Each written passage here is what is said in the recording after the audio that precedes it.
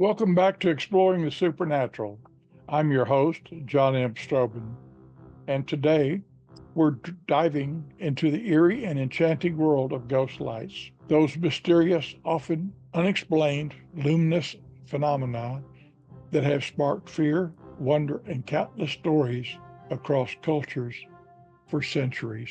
Imagine you're on a dark, lonely stretch of road in East Texas, not a single street light for miles. Suddenly, a glowing orb appears, just hovering over the swampland. It seems to watch you, pulsating with a strange light, before it darts away and vanishes. For centuries, anyone who saw that would have called it a will-o'-the-wisp, maybe the ghost of a lost traveler. But is it really a spirit, or is there something else going on? Today, we're putting ancient legends head to head with modern science to find out. From the flickering will-o'-the-wisps luring travelers astray in enigmatic spook lights dancing on lonely roads, these spectral illuminations hold a unique place in folklore and continue to baffle scientists. So dim the lights, grab a cozy blanket, and let's dive into the history, myths, and legends of the ghost lights. First, we'll start off with ancient origins and folklore. The human fascination with unexplained lights in the night sky is nothing new. Even before the age of electricity, people witnessed these strange occurrences and sought to understand them through the lens of their beliefs.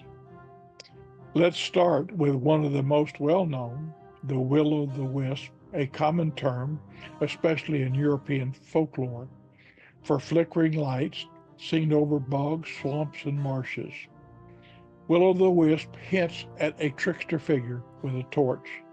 I remember hearing from my childhood stories about will-o'-the-wisp. These were the first ghost stories that I ever heard. They were often depicted as mischievous entities or fairies leading travelers to their doom. It's one of the most famous types of ghost lights and has a rich history in folklore, as well as various scientific explanations.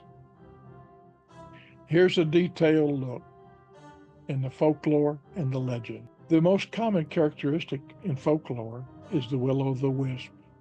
They are mischievous and malevolent entities that lead travelers astray. They resemble a small flickering lantern or flame appearing just out of reach, enticing people to follow them deeper into dangerous, treacherous marshlands where they might get lost, drowned, or suffer misfortune. The name Will-o'-the-wisp comes from Will, a common nickname for William, and wisp, which was a bundle of straw or tinder used as a torch. So essentially means will of the torch, implying a trickster spirit carrying a light.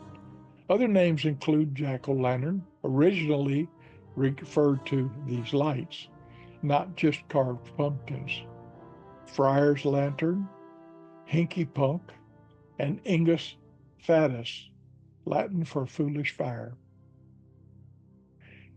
Depending on the culture and the specific legend, will-o'-the-wisp have been attributed to restless spirits, the souls of the dead, perhaps those who died a violent death, unbaptized children, or those who committed misdeeds.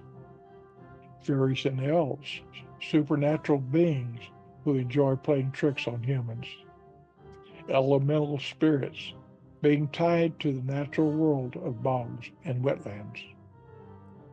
Warnings, sometimes less commonly, they were seen as omens or guides to hidden treasure, though often with a catch. In an aerobic, oxygen poor environment like bogs and marshes, decaying organic matter produces various gases, including methane, CH4, the primary component of natural gas, and it needs an ignition source to burn. Phosphine, pH 3, and diphosphane, P2H4. These are highly flammable gases that are produced in small quantities by anaerobic decomposition of organic material containing phosphorus.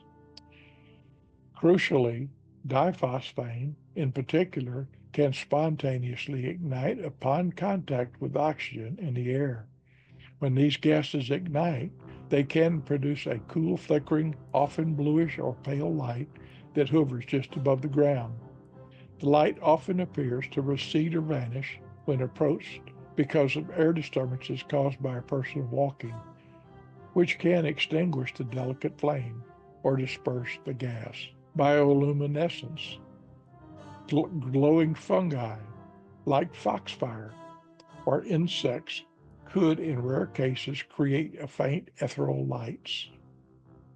Other atmospheric phenomena, while less common for the classic will-o'-the-wisp over marshes, other phenomena like ball lightning or seismic lights, while less common, the classic will-o'-the-wisp over marshes, other phenomena like ball lightning or seismic lights, lights produced by geographical stress along fault lines, can and might explain some more generalized ghost light sightings. Optical illusions, mirages, distant artifacts like car headlights, house lights that can be distorted and refracted by atmospheric conditions, especially temperature inversions over flat, damp landscape, making them appear to hover or move mysteriously. It's important to understand that while classic scientific explanations exist for some reported will-o'-the-wisp phenomenon, the mystery and allure of these lights and the rich folklore surrounding them continue to capture the imagination. What do you think drove these early interpretations? Certainly wasn't automobiles. Many of these were reported before electricity. Fear of the unknown, the inherent dangers of nighttime travel. Similar beliefs existed elsewhere. Some traditions, these lights were seen as corpse candles, particularly prevalent in Welsh folklore. These were believed to foretell death, even traveling the exact route of a future funeral procession. The size and color were sometimes interpreted as clues about the deceased. Corpse candles, a name used in some traditions, suggests that they are the souls of departed or portents of death. Corpse candles are a specific type of ghost light found primarily in Welsh folklore. Though similar phenomena exist in other cultures under different names, they are mysterious, luminous appearances, often described as resembling the flame of a candle, that are believed to presage death. I don't know that I pronounced that right. There's a breakdown of what corpse candles are, both from a folkloric and a potential scientific perspective. In folklore, they are omens of death. The primary characteristics of corpse candles is their role as a harbinger of death. Seeing one is believed to signify that someone in the area would soon die. Appearance. They are typically described as small flickering lights, often with a pale blue, white, or red hue. Most frequently seen in churchyards, cemeteries, or along corpse roads, old pathways historically used to transport bodies to burial grounds. They might also appear near the home of the fated individual. Corpse candles are often said to travel the exact route of the future funeral procession. The exact route that a future funeral procession will take from the home to the grave. They might hover, drift slowly, or even dart with an eerie purpose. The size of the candle is often thought to indicate the age of the person who would die, small for a child, larger for an adult. In some traditions, link colors to gender, red for a man, white for a woman, blue for a child.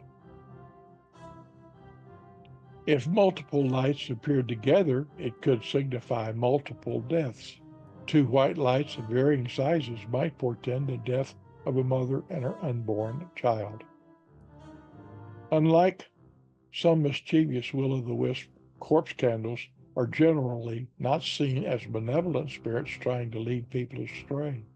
Instead, they are often perceived as warnings or simply a manifestation of the departing soul, offering a chance for the living to prepare for the impending death.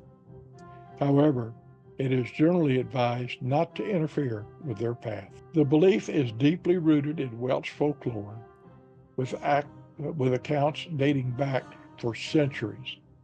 Some tales even link their appearance to prayers from saints demonstrating the existence of an afterlife. While firmly entrenched in folklore, some scientific theories attempt to explain phenomena that might be mistaken for corpse candles. Marsh gas, ignis fatuus, will-o'-the-wisp. The most common scientific explanation for flickering lights seen over damp, marshy areas. The decomposition of organic matter in bogs and swamps releases flammable gases like methane, phosphine, and diphosphane, which is spontaneously ignites upon contact with air, creating fleeting low-temperature flames. Cemeteries, being often in old, damp ground, can also be locations where such gases might form. Glowing fungi or insects could, in rare cases, produce faint lights. Optical illusions and atmospheric phenomena.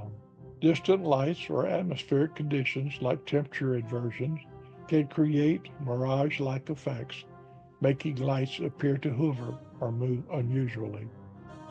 Static electricity or electrical phenomena. Some historical accounts describe electrical phenomenon that might resemble flickering lights, especially in certain atmospheric conditions.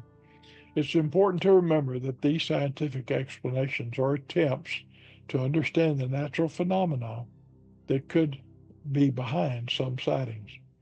For many, the legend of the corpse candle remains a deeply cultural and mystical aspect of folklore. Imagine the unease of witnessing such a light. Segment 2, Across the Globe, Spook Lights and Beyond. The phenomenon isn't limited to Europe.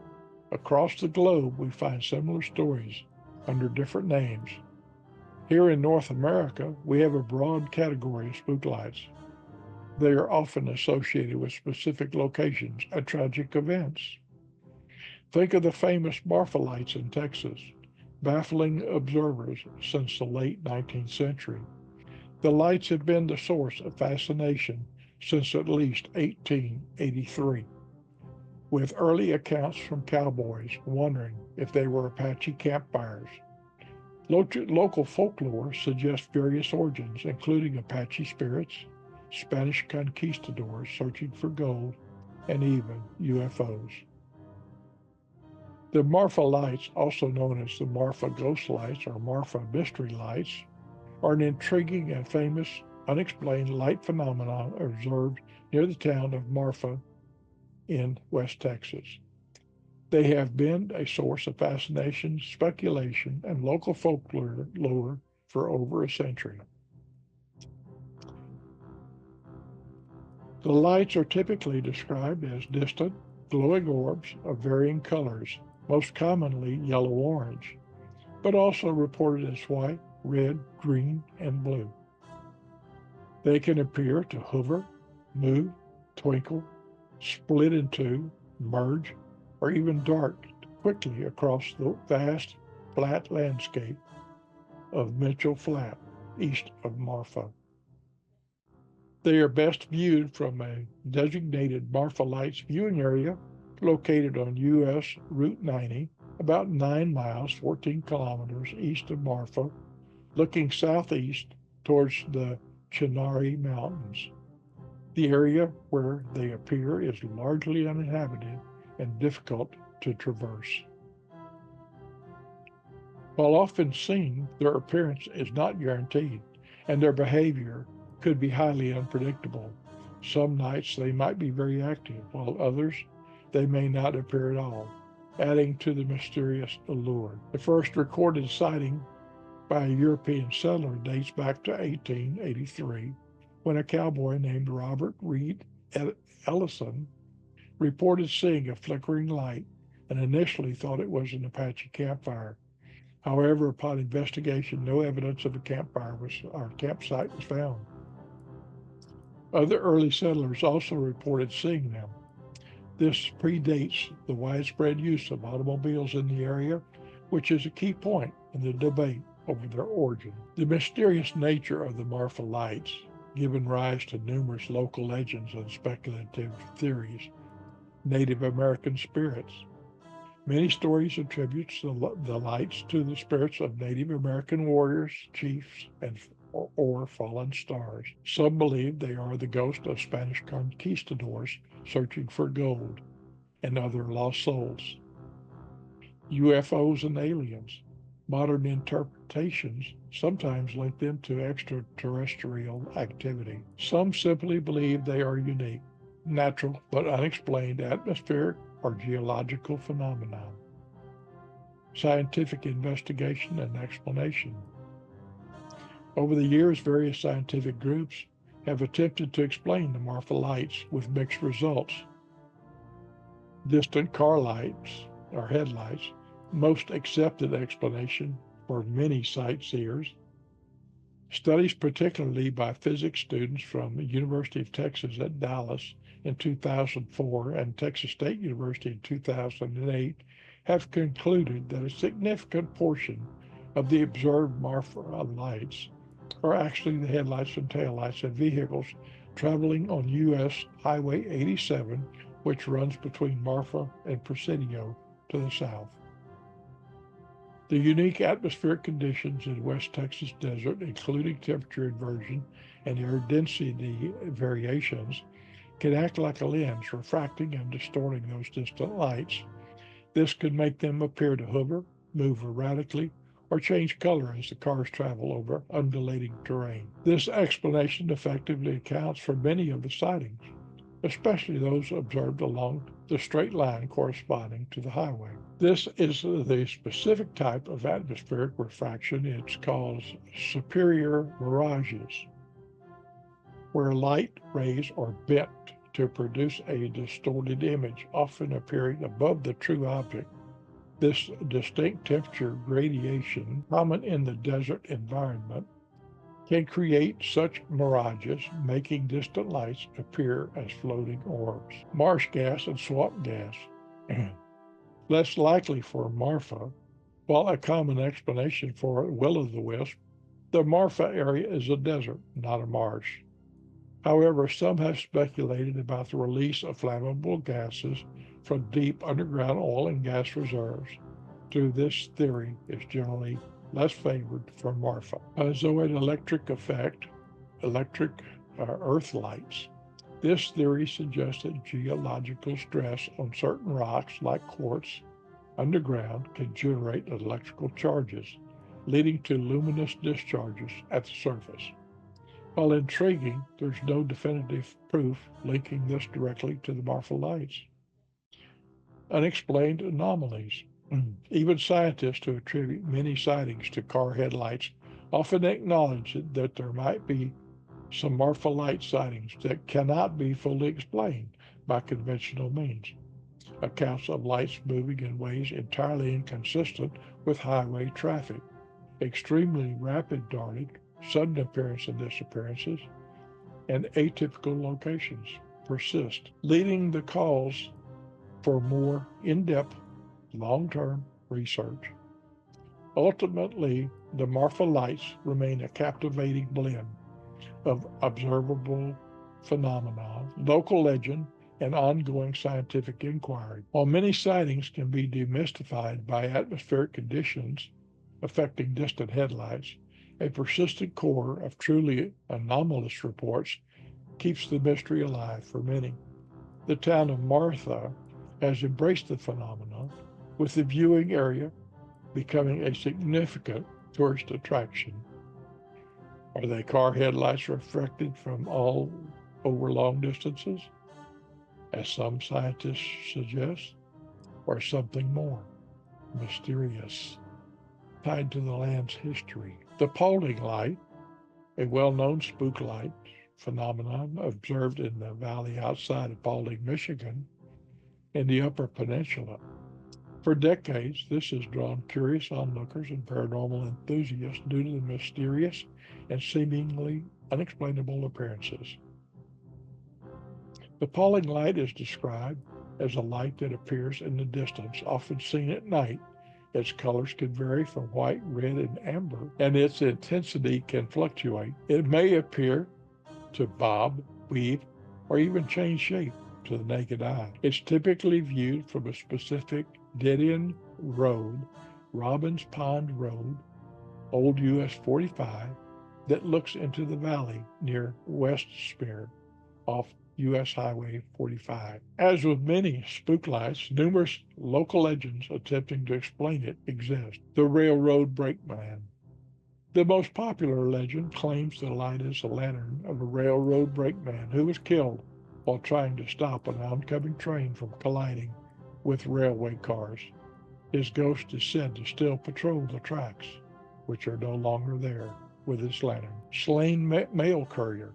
Another story suggests it's the ghost of a mail courier who was killed in the valley. Some tales attribute the light to the ghost of a Native American chief dancing on the power lines that run through the valley, upset about land being disturbed. Lost grandparent. One legend speaks of a grandparent searching for a lost grandchild with a lantern. Scientific explanation. Despite the captivating folklore, the Paulding Light has been extensively investigated and widely accepted scientific explanation exists. Distant car headlights.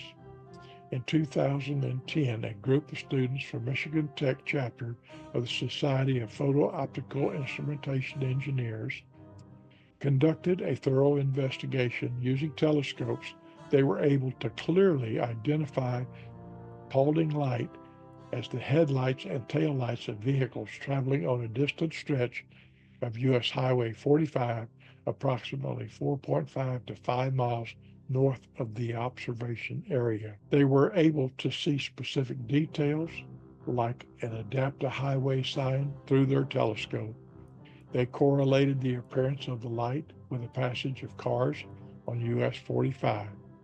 They even recreated the effect by having a team member drive his car along that stretch of highway, observing the same light characteristics from the Paulding viewing spot. The apparent movement, changes in intensity, and even color variations, like police flashers, could be explained by the car's movement over hills, changes in high and low beams, atmospheric conditions such as temperature inversions that refract and distort the distant lights, making them appear closer and more mysterious than they are. Persistence of the mystery.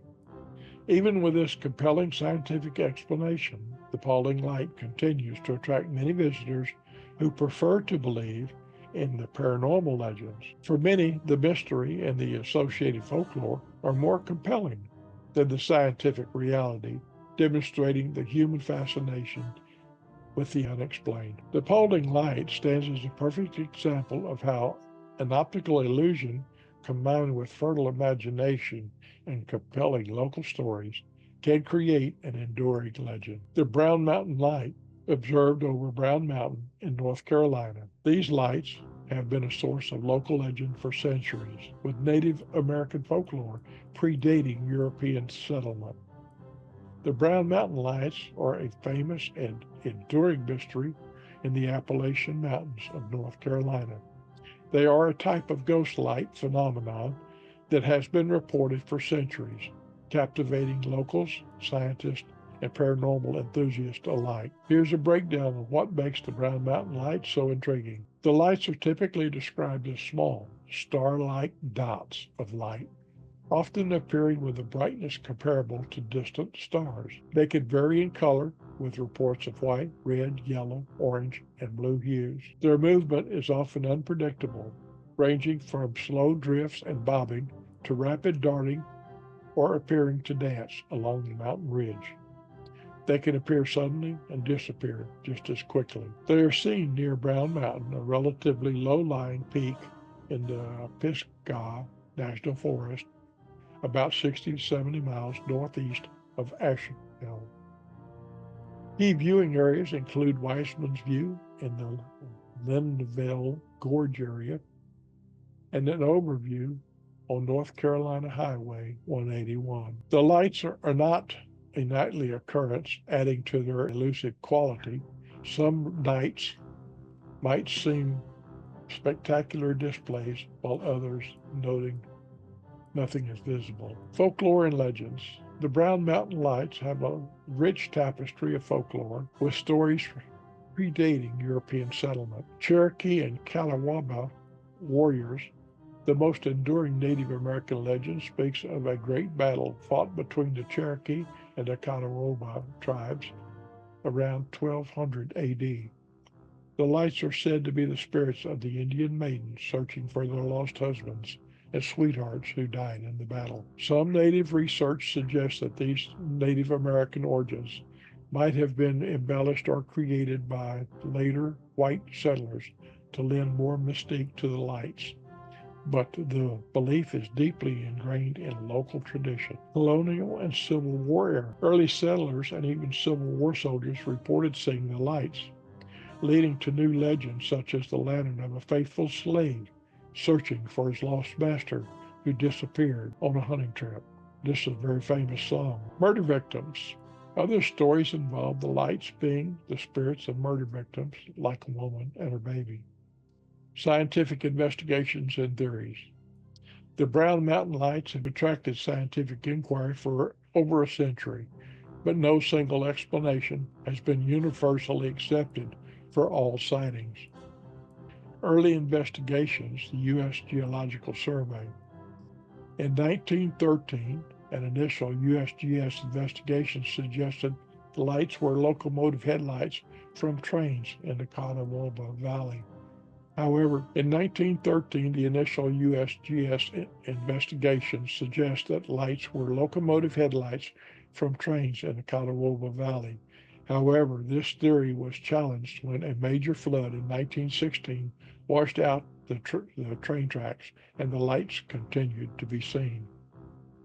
In 1922, a subsequent USGS report attributed the lights largely to the refraction of electric lights from distant settlements in the Catawba River Valley. Atmospheric refraction and mirages. This remains a leading explanation for many sightings. Distant artificial lights like car headlights and remote roads or lights from towns and valleys can be bent or distorted by specific atmospheric conditions, particularly temperature inversions over the vast open terrain. This can make them appear to hover, move, or flicker in ways that seem anomalous. Marsh gas, or will-o'-the-wisp, while less common for mountain regions, some have speculated that the release of combustion of natural gases from decaying organic matter in specific pockets of the gorge through direct evidence of this is often lacking. Ball lightning. This rare and unpredictable atmospheric electrical phenomenon is sometimes proposed as a possible cause for some sightings of luminous and moving orbs. Other possibilities: campfires, flashlights, ATV lights. Modern sightings might sometimes be attributed to human activity in this remote area, such as campers, hikers, headlamps, or off-road vehicles. Bioluminescence, while typically producing fainter, more stationary glows, glowing fungi, foxfire, has been found in the area, offering a minor possibility for some reports. Enduring mystery. Despite scientific efforts, the Brown Mountain Light continues to be a source of wonder. While many sightings can likely be explained by natural phenomenon, the sheer longevity of the reports, the compelling local legends, and the persistent unexplained quality of some accounts keep this mystery alive. They represent a classic example of how natural phenomena can merge with cultural storytelling to create enduring folklore. And the Brown Mountain Lights in North Carolina, steeped in Native American folklore and debated by scientists for over a century, each of these lights carries its own unique set of stories, often reflecting the local culture and history. The Gordon Light, located near railroad tracks in Gordon, Arkansas. This light is often associated with the ghost of a railroad worker. The Gordon Light is notoriously cemented by its appearance on unsolved mysteries, bringing national attention to this local phenomenon. While many people attribute it to the ghostly lantern of William McLean, the scientific community continues to explore potential natural explanations. Its consistent appearance and the persistence of eyewitness accounts make it a fascinating case study in the intersection of folklore, tragedy, and unexplained phenomena. It is gruesome, so I will not elaborate on the story. It remains a popular spot for thrill seekers, especially around Halloween, hoping to catch a glimpse of the eerie glow. What strikes me is the consistency of these narratives across different cultures, a luminous anomaly in the darkness, often interpreted through a spiritual or supernatural lens. How do you think this pattern emerges? Is it a fundamental human desire to find meaning in the unexplained? Segment 3.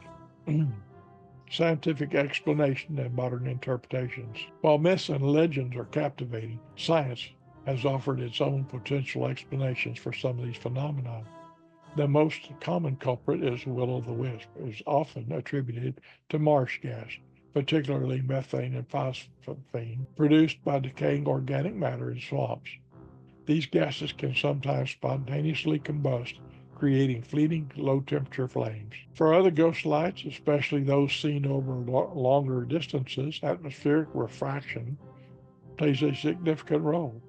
Just like a mirage, distant lights, even mundane sources like car headlights, can be bent and distorted by temperature gradients in the air, making them appear closer, move erratically, or change color. Some more intriguing scientific theories involve the piezoelectric effect in geology, active areas, potentially generating light through the compression of certain rocks, and of course, the possibility of unidentified atmospheric phenomenon can't be entirely ruled out for all classes. What's fascinating is how these scientific explanations sometimes clash with the deeply ingrained cultural beliefs. Even when a rational explanation is presented, the allure of the mystery often persists. Segment 4.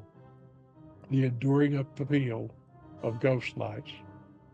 So why do ghost lights continue to fascinate us in the 21st century? Perhaps it's the inherent human curiosity about the unknown. Maybe it's the romanticism of folklore and the connection to stories passed down through generations. Or perhaps, in some small part, it is of the lingering possibility that there's still something out there that science hasn't fully explained. Whether you believe in wandering spirits with lanterns, strange atmospheric phenomena, or a combination of both, ghost lights remain compelling reminder of these mysteries and still exist in our world. They spark our imagination, connect us with the past, and encourage us to look up into the night sky with a sense of wonder and perhaps just a touch of unease. That's all the time we have for this episode. Thank you for joining us. And if you would, Pastor Jarrell, would you please offer up a prayer of protection and get us through until we meet again? Will do, John. Heavenly Father, God, we ask that you keep us well, and keep us safe, and keep us blessed. God and Lord, let us hear from you, Lord.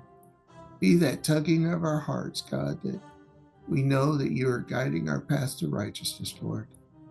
And until we all meet again, I ask and pray these things. In Jesus' name, amen. Amen. Thank you for joining me on this journey into the history, myths, and legends of ghost lights. What are your thoughts? Have you ever seen a ghost light? Share your experiences in the comments below. I'd like to point out to you that when we started out 16, 17, 18 years ago, that some of the Patterson Road, Sage Road, some of these places where there are ghost lights were fun places, and we got a lot of entertainment and a lot of joy, and learned a lot about ghost hunting by starting our paths there. So if you're interested in finding a place to start checking out the supernatural, this is a good start for you. Check it out when you get a chance. Don't forget to like this video, subscribe for more explorations into the strange and the unusual, and hit that notification bell so you don't miss any of our episodes. Until then, keep your eyes on the horizon, and who knows what lights you might see. Good night, everyone.